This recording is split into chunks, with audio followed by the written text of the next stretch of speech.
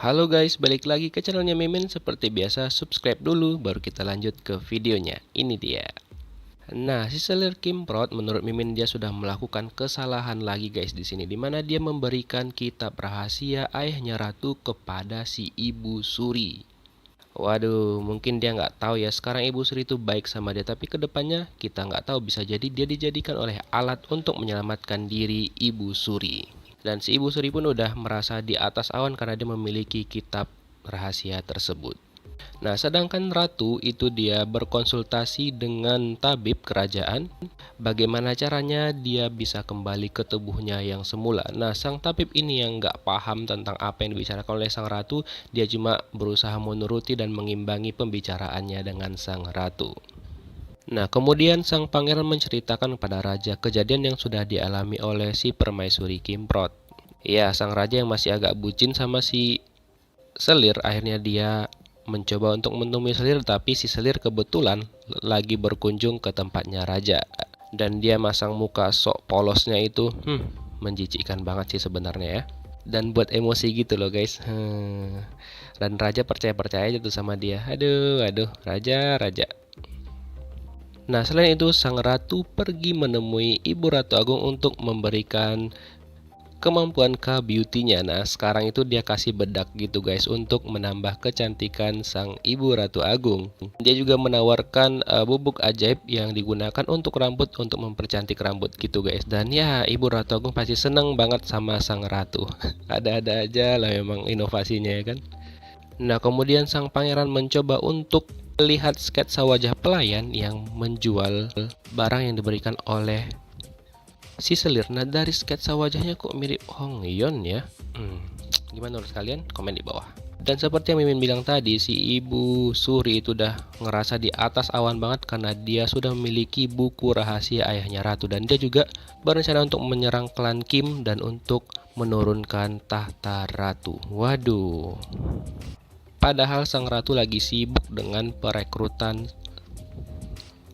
selir baru di kerajaan.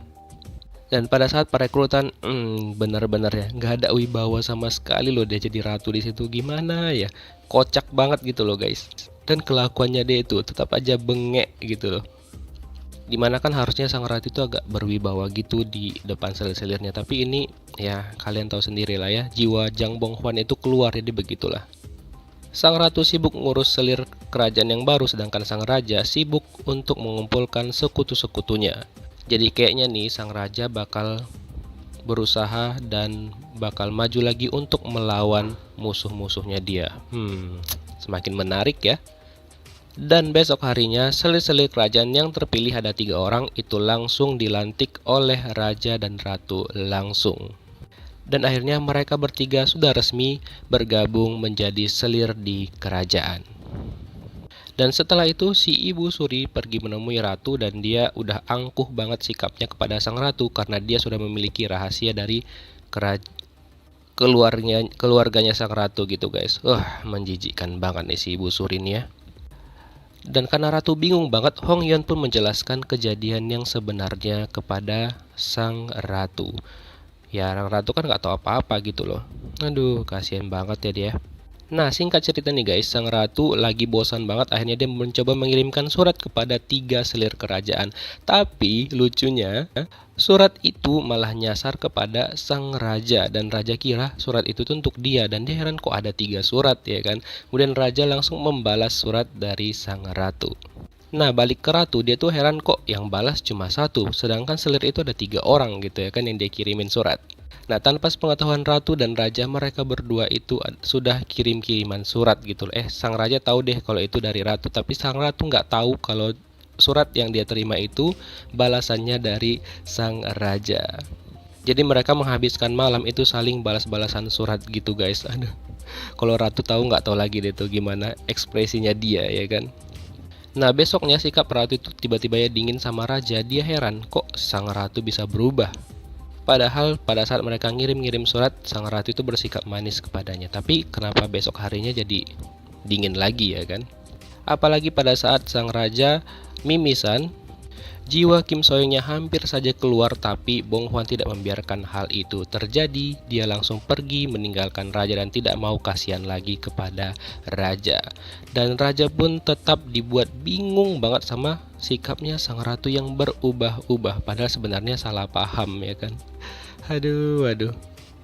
Nah, besok harinya Ibu Suri meminta ratu untuk memasakkannya makanan karena dia tidak terima yang dimasakin makanan cuma Ibu Ratu Agung. Ya, sang ratu sebenarnya males banget melayani dia, tapi ya mau nggak mau karena itu adalah ibu mertuanya dia. Jadi ya dia mencoba untuk memasak sesuatu untuk Ibu Suri. Dan si Ibu Suri ini malah menggeledah kamarnya ratu pas ratu nggak ada di sana. Memang nggak ada sopan santunnya nih orangnya. Hei. Nah, setelah ratu selesai memasak, pada saat dia keluar dari dapur, dia memergoki seseorang yang memasukkan racun gitu ke dalam bejana di dapur. Dan ternyata setelah dia perhatikan, orang itu mirip banget dengan sekretaris Han yang merupakan musuh Jang Bong Hwan di Gedung Biru guys, kalau kalian masih ingat ya kan. Dan dia langsung emosi dong sang ratu, dan dia mencoba mengejar si sekretaris Han itu, tapi dia berhasil lolos dan popcornnya hancur berhamburan dan sang ratu pun kena marah sama Ibu Suri. Aduh, kemudian singkat cerita lagi nih guys, akhirnya festival dilaksanakan pada hari itu juga. Dan di sela-sela festival itu, ratu dan para selir itu mereka berburu gitu guys, kayak semacam salah satu rangkaian acaranya gitulah. Jadi yang mereka buru itu bukanlah hewan asli, tapi pelayan-pelayan kerajaan itu berperan sebagai hewan. Dan poin tertinggi itu didapatkan apabila mereka berhasil memanah harimau dengan total poin itu 10. Kemudian panahnya itu juga dikasih penghalang gitu ataupun pelindung, sehingga pada saat kena itu nggak langsung nusuk ke badan, cuma mantul kayak stempel gitu guys. Nah, di sini sang ratu beruntung, di mana ada seorang kasih yang berperan sebagai harimau. Dia menawarkan kepada sang ratu untuk pura-pura memanahkan panah itu ke tubuhnya gitu guys. Jadi ya sang ratu mendapatkan poin 10. Hal itu dilakukan oleh Kasim itu karena dia bilang sakit walaupun panahnya nggak benar-benar tertusuk ke tubuhnya. Aduh, jadi dia ya simbiosis mutualisme gitulah guys ceritanya. Nah, sedangkan si selir itu dia memakai panah yang beda sendiri. Dia malah pakai panah logam gitu, tidak ada pelindungnya, dan dia mengincar sang ratu. Dan pada saat dia bertemu dengan sang ratu, dia langsung mengarahkan anak panahnya kepada ratu. Ini Mimin nggak tahu apakah ratu itu kena atau enggak dipanah sama si selir kimprit itu. Nah, sedangkan sang raja dia berduel dengan sepupunya ratu Byung-in, duel kipas gitu guys. Jadi siapa yang mendapatkan kipas lawannya, maka itulah orang yang kalah. Dan kayaknya pertarungan mereka itu tidak kalah sengit dengan pertarungan antara ratu dan juga si selir kimprit. Nah, pada saat itu si Byung-in menyadari bahwa dia teringat seseorang yang pernah dia temui pada saat malam orang yang menyerang ratu, dan ternyata dia menyadari bahwa orang itu adalah sang raja.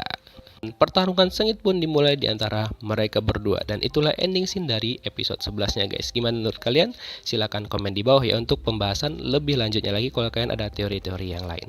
Oke, thank you for watching. See you next video. Bye bye.